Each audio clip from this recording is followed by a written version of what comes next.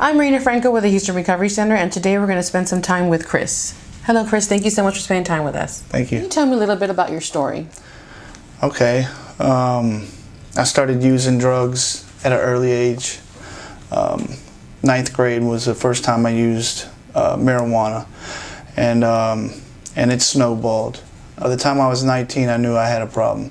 I didn't know what it was, but I knew I had a problem because from marijuana it went to acid, to cocaine, and it snowballed out of control, and it continued to do so for years. I didn't understand why I kept going back to it. Why do I keep doing this? Why do I keep doing this over and over and over again, time after time?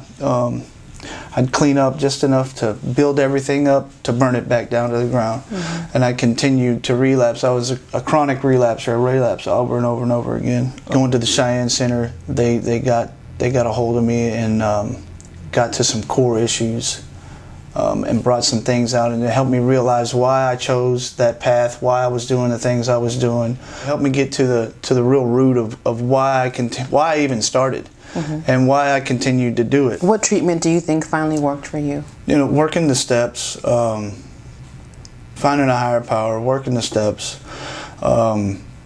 really knowing that if my thinking doesn't change, then my behaviors never will, and learning that that's a daily battle, trying to change the way you think, and seeing yourself for who you really were. So, why do you think that it finally worked? Every morning I'd get up and I'd pray and I'd write a list of things that I had to do for the day. Mm-hmm. And then at night I constructively reviewed my day and I wrote down what I did, what I didn't do, if I didn't do what I was supposed to do that day, and I just kept track of it. And every day since then, and I have almost 9 months now, I still do it every single day. I get up, I make a list, and I constructively, I live my day, each day like that. Mm-hmm.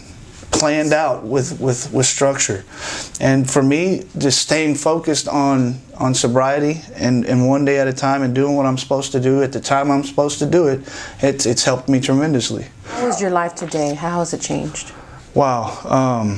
In 2012, I lost my career due to drugs. I was a U.S. Merchant Marine, and the Coast Guard took my license away because I failed the drug test.